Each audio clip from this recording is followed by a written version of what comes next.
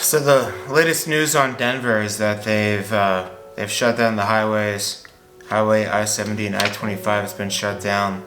They're stopping the trains coming into the city as well, and DIA has significantly lowered the number of flights that they are allowing to come in just because we're at capacity. So if you were planning on making your way out to Denver, Colorado, starting a new life out here, I'm sorry, you missed the boat.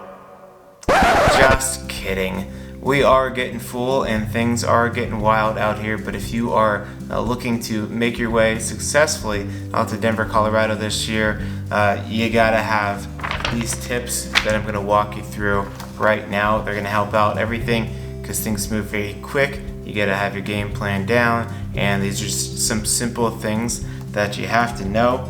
The last one's probably gonna get me in trouble by other agents, but let's get on into it.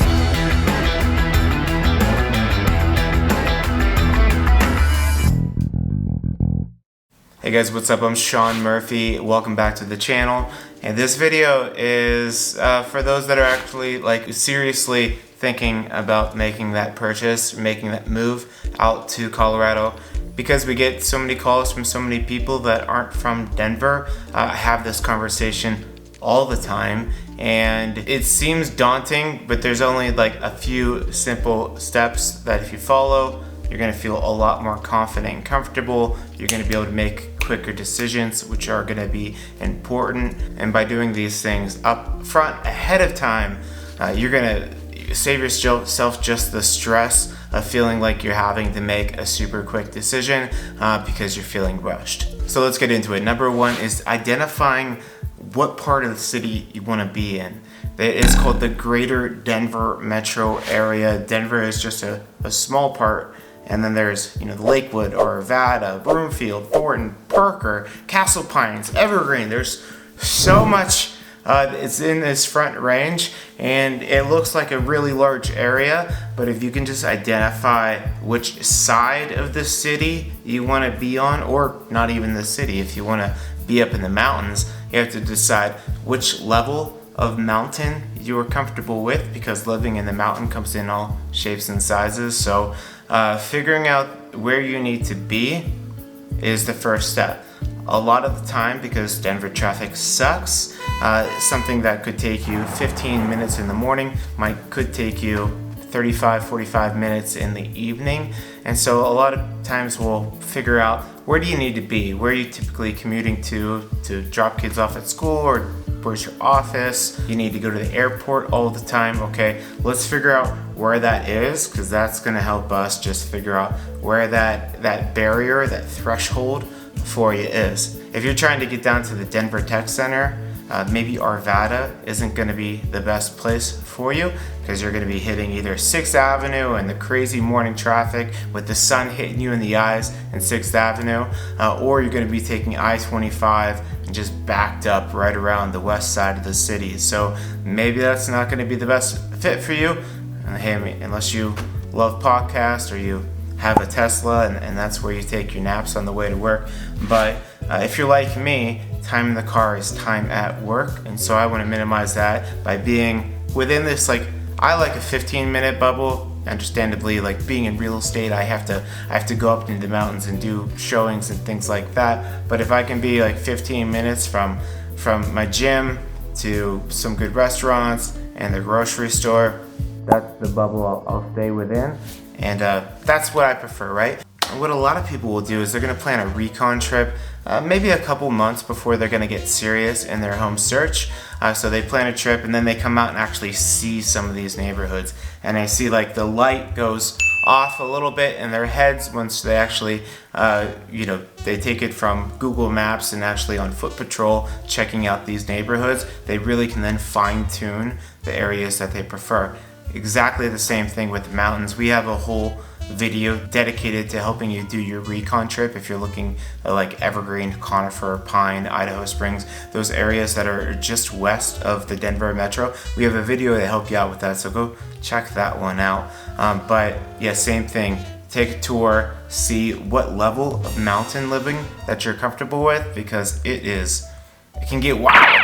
It can get real wild on that access up there. So if you go experience that and then talk to us, we can help you maybe to explore other areas that maybe you haven't thought of or haven't heard of that give that same vibe, but also just give you that extra area to look at. Okay, so we got the area, general area figured out, the side of the city, right? That's what I think you should do. Side of the city or distance to the metro, like where do you want to be? Let's get that bubble, and then we can fine tune within that bubble based on what your budget is. So some people know they're already pre-approved, and that's cool. That's sweet. You can set up the home search for that criteria and start to see the properties that are popping up within that. Or some people don't know yet and they know about like their monthly payment amount that they're comfortable with. But having that dollar amount in your head, well then, within that bubble that you're looking, you'll be able to start picking out some certain neighborhoods. Like maybe you like the northwest side of Denver, but Low-High is a little bit too expensive for you. West Highlands is a little bit better, but your sweet spot is actually like Sunnyside. Sunnyside, a little bit more affordable. The houses are frame instead of brick, but you're cool with that because proximity to the city is important to you, and that's what works with your budget. Cool, Sunnyside it is. So knowing the area, knowing your price point, that's gonna help you really narrow in on the types of homes that are gonna be popping up in your home search.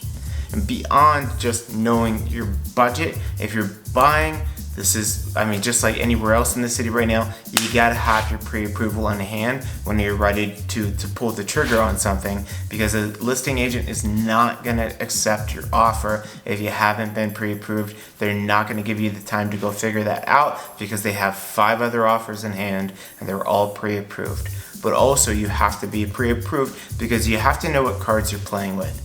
Denver is an area that, you know, each weekend the good homes are getting 5 plus offers. Like 5 is a minimum. When you're buying in Denver right now, you're expecting to walk into competition. You just need to know what you can do with your offer and knowing what your walk away point is. We've got people moving here from California, from Florida, from New York, and they just sold their house and they got big fat stacks of cash. And maybe if you're going conventional with 10% down, they can do more with their offer than you can, but we need to know exactly the max that you're comfortable with that you can do with your offer, and then you have to know your walk away point. Like, man, they want it, take it, just get out of here, just take it. So it's like that, but knowing that budget, knowing what your pre-approval amount is, and then knowing what flexibility you have with that if you have to cover an appraisal gap or something like that, because things got wild and things got competitive, but you love the house, we need to know what those cards that we're playing with beforehand. If you're looking at like condos, townhomes, be sure to be looking at the HOA cost. Most websites nowadays will have the HOA amount on the website, and look at that, because just because it says $400 and I'd say the average is above $250, I'd say if you got $250 HOA and it's covering a good amount, that's cool. That's like not a bad HOA in Denver. But I see some that are $500 plus. It's like, okay, well, that's just a number. What are they doing with that $500 or whatever it is? Because hey, maybe that $500 covers the parking spot or a gym. And so instead of paying $100 at a gym or whatever, like you have one at your property and you don't have to leave, and that's awesome.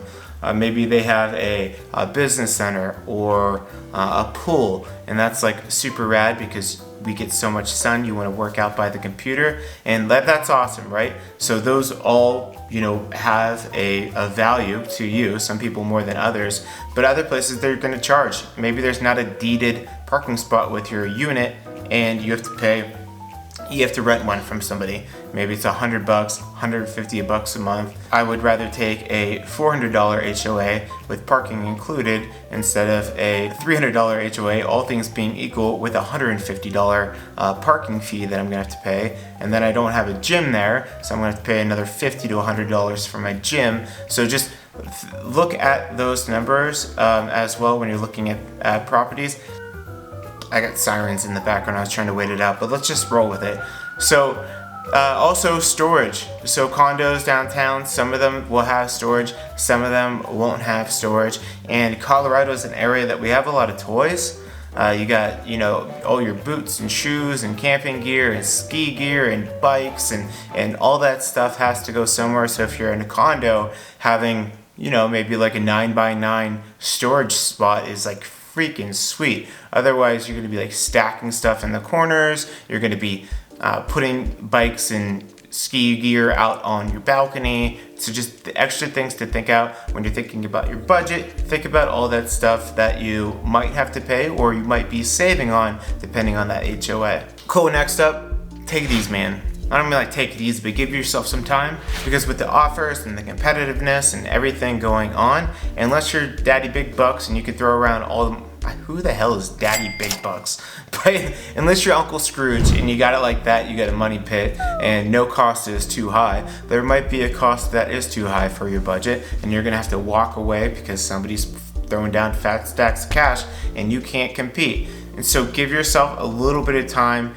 Moving sucks, moving stressful, moving across the country is even more stressful, and putting yourself in a pinch can make that stress a lot more. So if you're currently leasing and you have a landlord that will let you rock into a month to month, that would be awesome to have that flexibility. Otherwise, I encourage, like this year, 2022, my clients that are going to be looking out in like May, June, I'm saying let's get going now. Let's get you pre-approved. Make sure you're pre-approved, looking at properties. That way if something pops up, you can jump on it. It's only going to get more competitive later. Interest rates are going to go up. It's only going to get more expensive. And it might take you a couple times to get the right property that you want, just because of the competition in this market.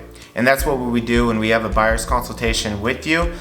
We will set you up on this home search so you can start just seeing how fast properties are moving.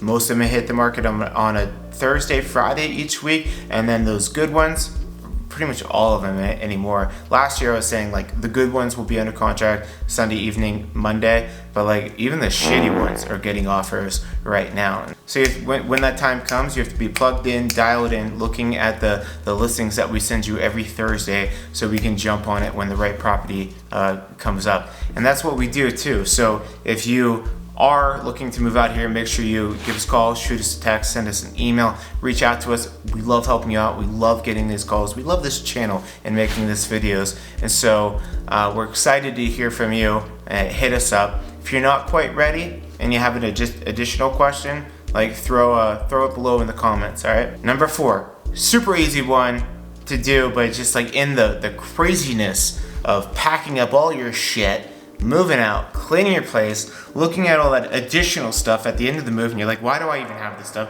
What do I do with it? Do I have to take it to Goodwill? Or should I just like put it in the dumpster? Like what's the best way to, when you're thinking about all that extra little crap, you forget to set up your utilities. So you can call our Excel. Most people are using Excel Energy, or if you're in the mountains, maybe a different provider, but most of the time it's Excel. You can call ahead, say, hey, I'm taking ownership on this date. You get all that set up. Even if you didn't do that, chances are, the lights are still going to be on. Excel is not going to immediately turn off the power when one owner leaves. But just having everything already done with that ahead of time, maybe like a couple weeks before you close on the property, is just going to be like one less thing that you have to worry about when you get there, and then you're unpacking and it's crazy.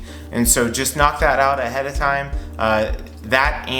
So your electricity, energy bills, as well as the internet, call ahead, get them on the calendar and get them out there as well. If you're up in the mountains, internet is going to be one of those things that you got to look at when you're under contract too, because depending on where you are on the mountain, there might be only 1 or 2 providers in your area, and it might not be the big ones, might not be Verizon or Xfinity or anything like that. It might be like somebody hyper local. So like figuring that out, that's also what we do. We'll help you figure out who you need to call to get the best internet up there. But again, having that call a couple weeks before you move in, then you walk in right away, you can order your pizza, you can get all your stuff because you've already got internet and you don't have to worry about it. So knock that out. And the last step to preparing your move to Colorado is, I say, work with somebody with a team. And I know some agents that work by themselves are not gonna like that, and they feel they give the same experience. And I'm not crapping on you, but I just see the value of working with somebody that is on a team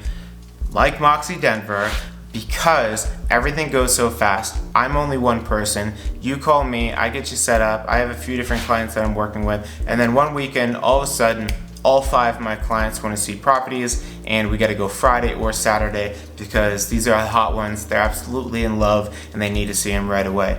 Well, if it's just me, I can't get you to all of those homes, all of you, and the schedules might not be super flexible that it's even like humanly possible. So the benefit of working with people on a team is if I can't be there, I can make sure an agent from my team gets you in that property so that you see it and you don't miss out. So that is super important. The other value of a team is that we see more deals getting done than an agent that's only doing like 4 deals a year. And that is the average. I think that's NAR, National Association of Realtors. They do a study every year and they found that the average agent does like 4 deals a year. And in this quick pace environment, I don't like that. So being with the team, you get a little bit of frequency. We learn faster and stay up to date with what's going on in the market and what it takes to win because we see more deals getting done and we're just in the game more. If you learned anything, hook it up, give me a like. If you're not yet subscribed to the channel, hit that, hit the bell. You'll be notified each time I put up a new video. We do things like this. We also do like neighborhood tours, pros and cons, and we answer all your questions. So give us a call, shoot us a text, send us an email, scroll by fence, pigeon carrier, whatever you need, we got your back. We're happy to help you out. All right, have a great night. Love you guys. See you next time.